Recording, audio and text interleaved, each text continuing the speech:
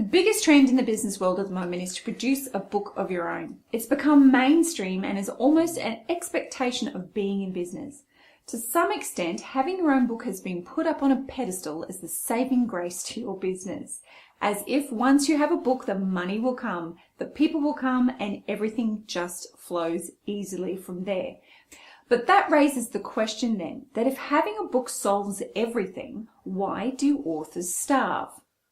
Today on the Hot and Healthy in Business show, we're chatting with Katrena Friel from Becoming the Expert about why authors and in turn coaches who publish their own books starve, why this happens, and most importantly, what can you do to make sure it doesn't happen to you?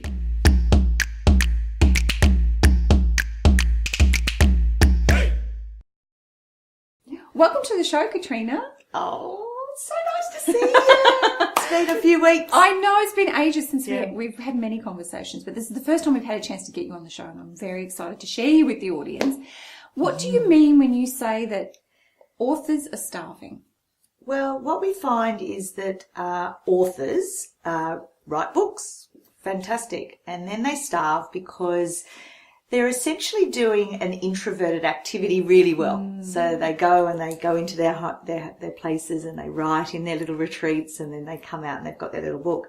And they fail to take that baby out into the world.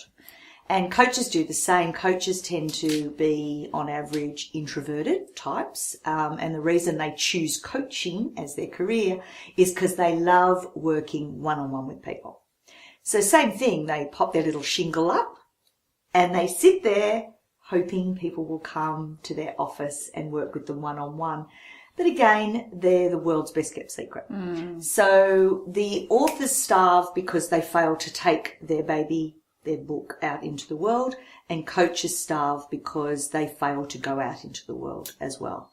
So I, over the last 17 years, have tried to rectify that by explaining to them that business is really about doing introverted activities and getting really good at that, like writing your book and learning how to coach people. That's it. Those two skills are really important. But then you've got to really get out of that comfort zone, out of those introverted activities, and switch into extroverted activities. Right. So extroverted activities in my world means taking your book and going on stage and talking about your book, or more importantly, your philosophy. Right. So your book usually would be your philosophy, and that's what you get on the stage, and that's what you'll keynote about.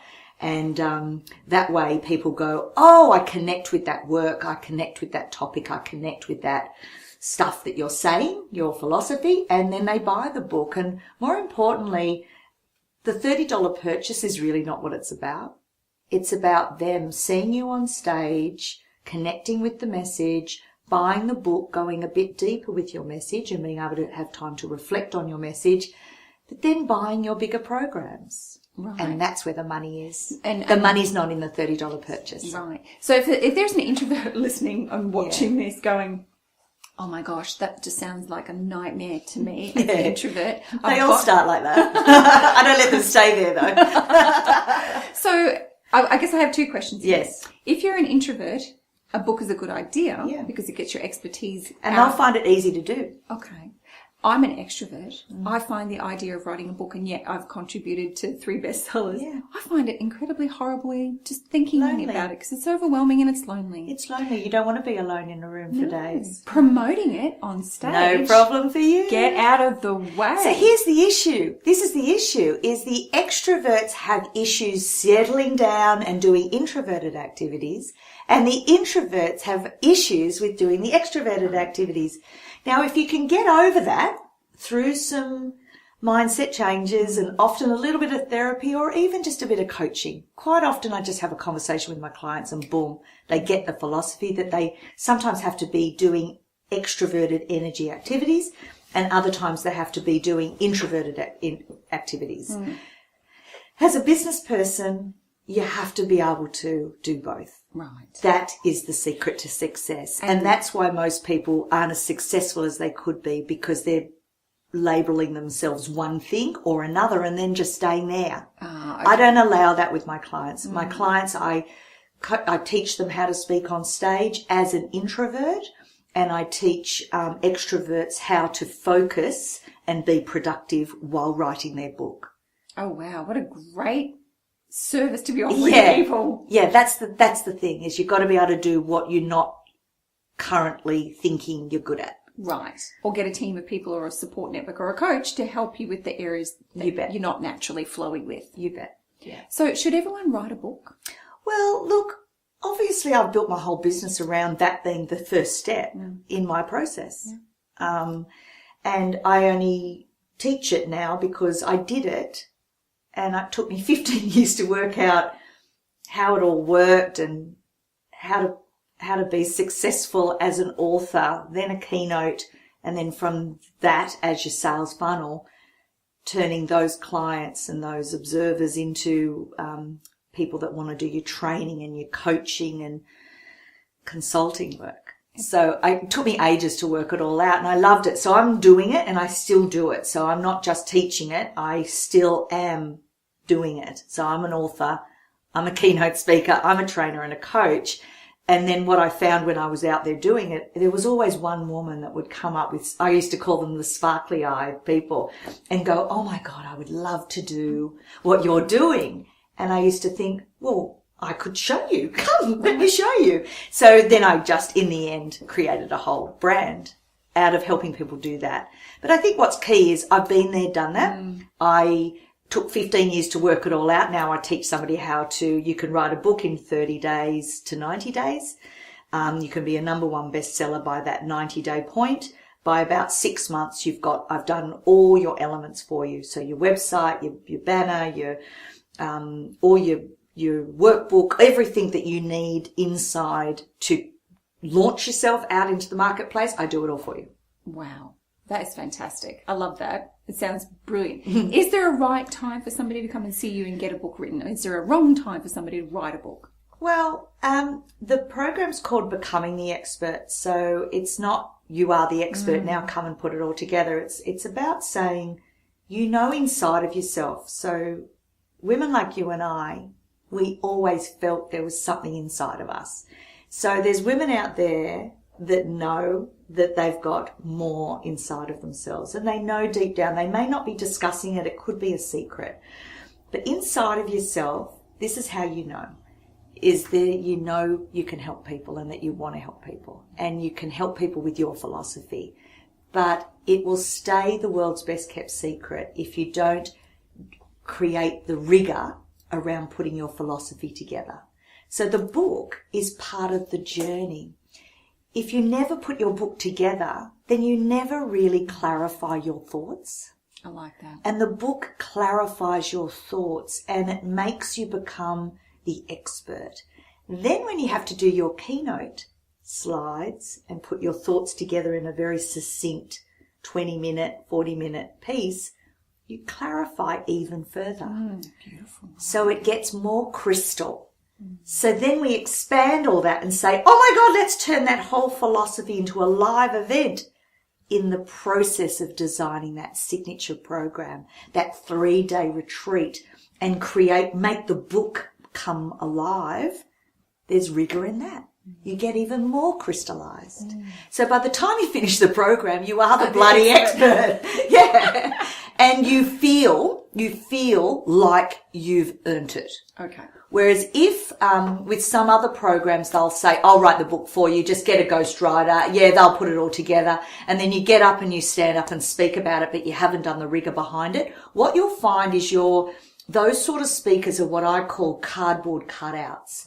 All fancy at the front, no substance behind. And so I think the rigor and the introvertedness of writing the book and going deep, deep inside of you to find out what's there is part of it. And you earn the badge by the time you come out the other side, and you feel better about yourself. And I can imagine working with you would be amazing. If I think about the Of course, it's so fantastic. It's amazing. No, I agree with you there, Nicole. Spot on. I've had an hour and a half with you in a consultation, and it was powerful. I've got two incredibly good key pieces in my business model out of just 1.5 hours with you. So I can imagine spending more time with you, the gold that would come out. But from my experience with women in business in particular, who are a lot of the listeners and the watchers of the Hot and Healthy show, they lack that sense of value that they bring. So they may be thinking... What, humble and modest? Well, really? Women, humble and modest? I'm over it. I'm so over it. It's a thing. I don't know. I think women need to start stepping up and shining and really showing themselves. Of course. And working with you would help them if they're maybe not sure that they are the expert. And they won't feel like they are. They'll feel that they're a fraud. That's generally where they come to me. Okay.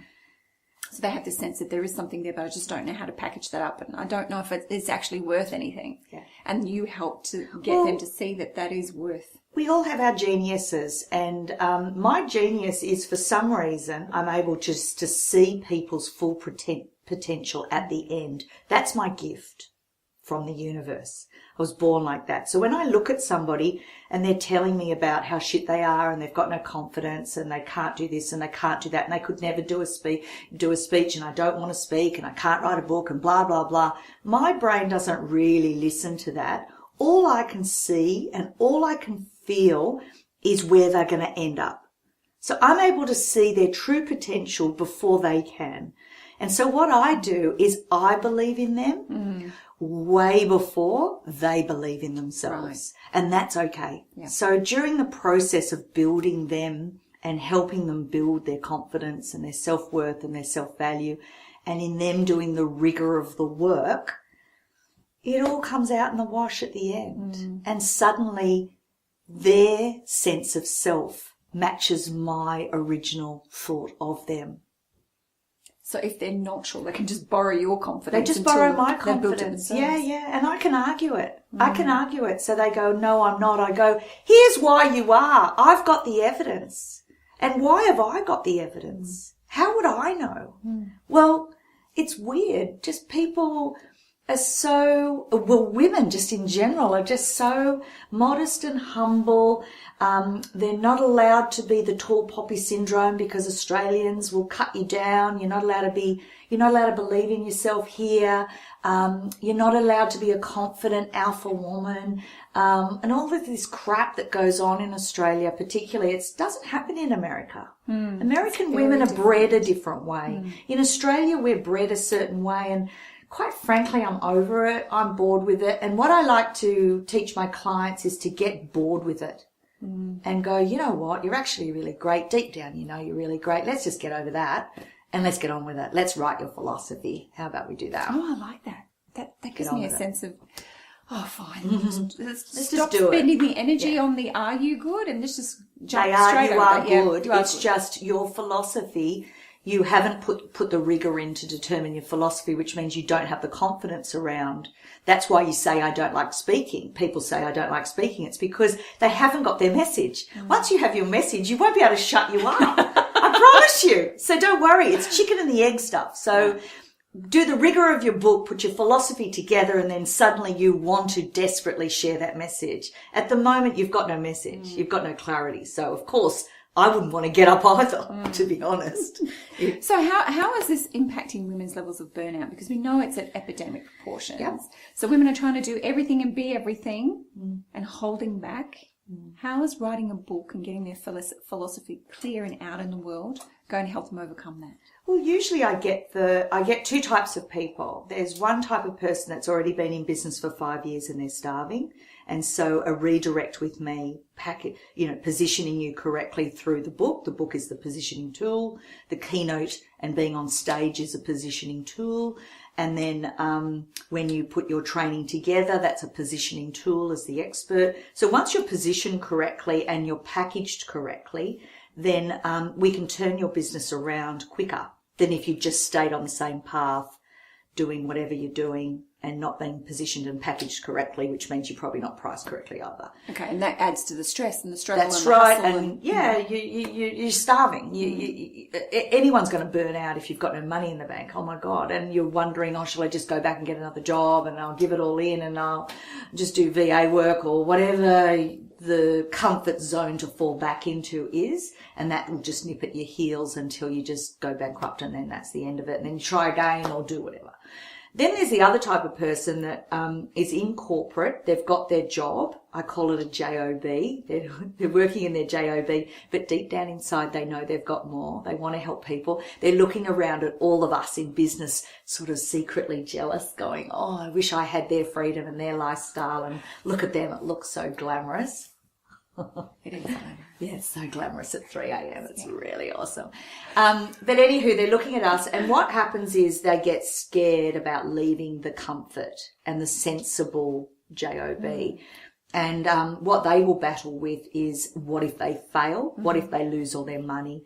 And so what I like to do is run a dual strategy. So I get them happier in the now. I get them to stay in their job, and over the next 6 months, we put it all together in the background. That takes the risk out of it, so that by the time they perhaps resign or even knock back a day or two, come to 3 or 4 days a week working, they can start running workshops on weekends and at nights and do retreats and stuff. And that builds their client base even before they've left their Before they even leave. That's ideal for me, because one of my goals and one of my massive values that I like to run is that I like to save people heaps of time and save them heaps of money. Now, if I get them at the JOB phase, I can save them heaps of money and heaps of time. But what I find with people that have been in business and they're now starving and they're kind of a bit jaded and a bit skeptical and they've seen it all and they've been ripped off and blah, blah, blah. What I find with those guys is they've already wasted a heap of time and a heap of money. And so I've got to overcome that. Like, why am I different? Right. You know, am I going to be just another mistake for them? Yeah, and oftentimes if you've been in business for a number of years, you've tried so many different strategies and they haven't paid off, and you're still in the same situation where you're starving as an author or a coach. Yeah. So it took you 15 years to figure this out. Isn't that awful? I'm a slow learner, perhaps. Sure. No, maybe that's just the journey you needed to go on to be able to... I do have an excuse. Can I just give you my excuse? I'm a kinesthetic. So I don't know if you know if you're a visual person or an auditory person. I'm a kinesthetic person. So that's a type of learning style that I am. And kinesthetics do trial and error. That's the way they learn. So that's my excuse. Okay. I'm a kinesthetic and I like to try to work it out myself. I was that kid that would undo the clock and try to work out how the clock goes back together, and sometimes you'd fail. I wasn't able to put the clock back. But, you know, Meccano, Lego, all those. Yeah, it's a kinesthetic thing. I can't even imagine that. That's just something I don't want to touch it. See, you don't want to touch it, whereas a kinesthetic kid has to touch everything. Right. That's how we find out about the world. And so the same with business is we like to touch things, trial and error. We like doing.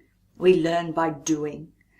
So all I'm doing is with other kinesthetics who might be my clients or, say visual people will worry about what it looks like, what the program looks like, what their business looks like. An auditory person will want to hear from me and hear what I can do for them. And they'll want a business that probably will be based, they'll turn their book into a podcast quicker than the average. And they'll want to do, all those... They'll do radio interviews really well. Whereas a visual person will love this because it's visual. Right. Kinesthetic people just want to do. So they're like, what do I have to do to make my business better? Right. So I give them exercises that it's all very interactive and we're doing it together. Nice. And I'm hand-holding them. And kinesthetics love hand-holding, touch. She's quite touchy. Yeah, I'm very touchy. It's nice. Very inappropriate touch. Touch all the time, but that's a kinesthetic thing. We touch and we feel things in our body, and that's just the style of person I am. So that's the type of client I'll often attract, is the kinesthetic person that's like me, who wants to do and learn but quicker than me. Why did it take me 15 years? Well, it was an emerging market. 15 years ago, there was no books. There was none of these people talking about keynote speaking and training. This was all new. It all seems quite mainstream now, but back in those days, there was nothing. And so that's why I didn't know. It's because it didn't exist. Now it does. Now I've worked it out. Now I teach it, and I love it, and I love saving people time and money. That's my thing. That's my absolute burning desire. Now, you've had 2 burnouts.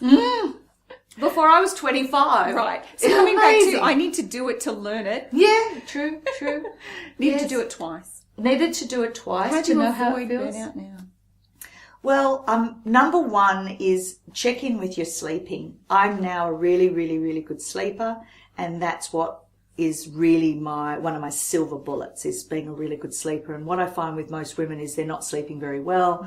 They're not getting 6 hours, let alone 8 hours. So sleeping's key. The other thing is I do have a bit of a silver bullet, a bit of a secret weapon, and that's my husband. So my husband is the most supportive thing on the planet, and he does everything for me. And after a big long trip away, he'll say, "Are you ready for closeting?" And I'll say yes. And what that means is I go into lockdown. So if you can have a day in bed, in your pajamas, with your dog at your feet, with cup of teas and coffees being brought to you, to me, that is the new luxury. The new luxury these days is doing nothing. And what I really hate that women do a lot of is telling everyone how busy they are all the time. They're busy being busy, and they're busy burning out. And so I am doing a counterculture to that, going, oh, I just spent all day in bed, and being proud of that. Right. And being proud that you got 8 good hours so you can be as productive as you like, and all that sort of stuff. So just have a look to see how proud you are of being busy, and just know you're on a really rocky road down into burnout. And I had to learn that at 25. So by 25, I knew sleep, self-care, and what really rocks for me is just going into lockdown and having that day in bed and doing that for yourself. It's the greatest gift, and it's the greatest luxury on the planet today, is a time alone to just rest. Right. And so that's an important part of your self-care strategy. That's my self-care. But remember, I don't have kids, so I can hear everyone screaming through the camera right now going, but I've got 3 kids. And I get it. I totally get it, that that is a very, very busy time, but that too passes. So what habits are you going to end up with when those kids are grown up and you are looking at your own business and you are looking at your own routine, and there's no one yanking at your coattails anymore? It's just you. And what are you going to achieve? So what we want to try and do with women who are in that child rearing mode is start to get them used to doing things and putting their own mask on first, and getting into those good habits now so that they don't burn out while their kids are young, because when you go down, you go down. But for women like us who perhaps haven't had kids, or we are lucky, and I promise you we are appreciating it, and we feel blessed, and we do feel for them, don't they? Don't we? That you don't have as much time for yourself as you would like. And I really encourage to set a good example for your kids around the importance of self-care, especially for our young girls.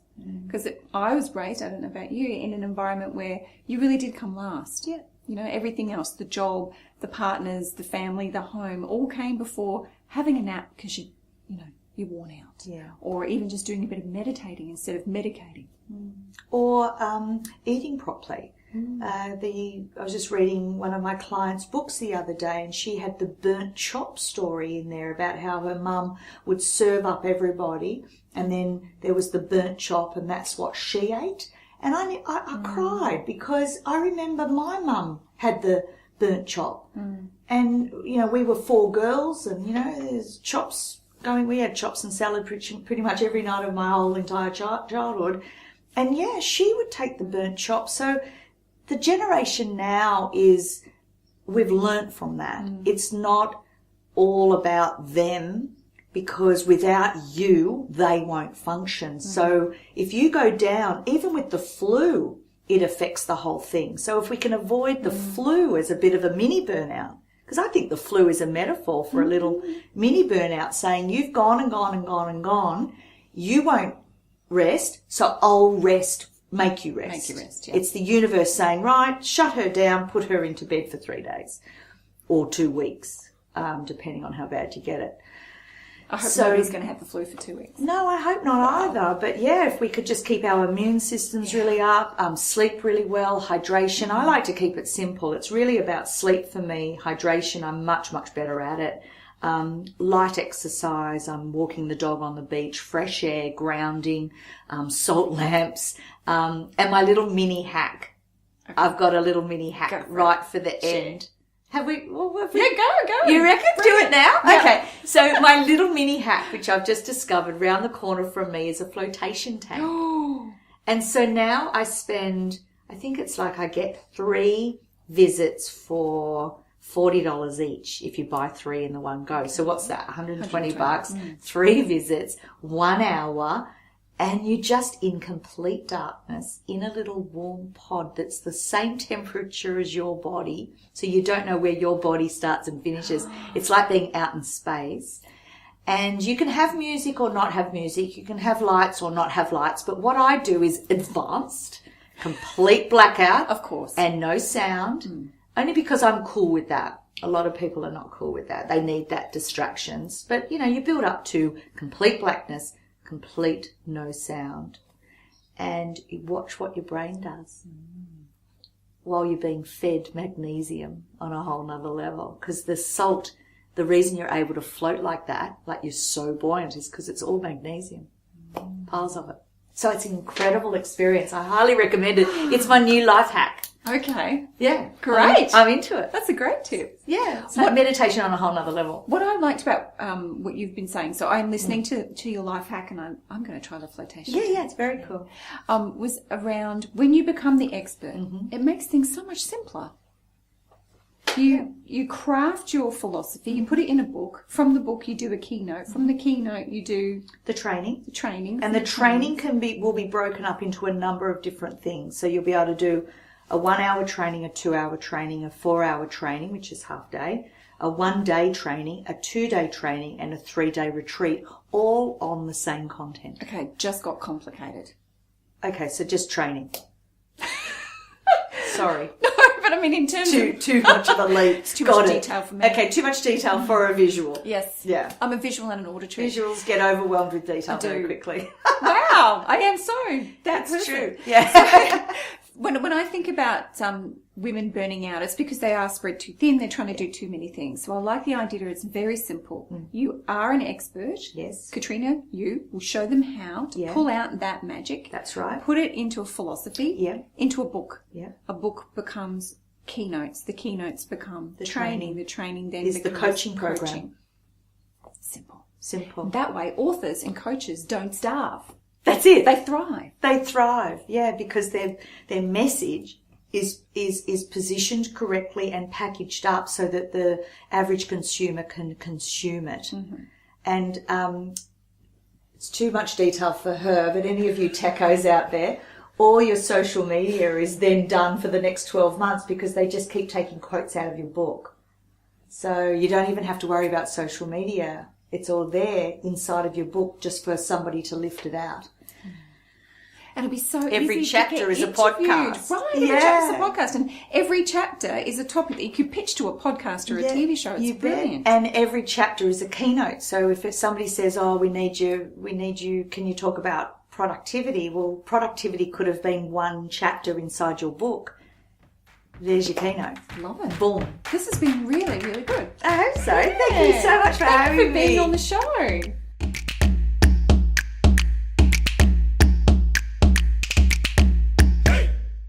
If you like this episode, make sure you hit the subscribe button and go and check out all our other videos. I'll see you in the next one.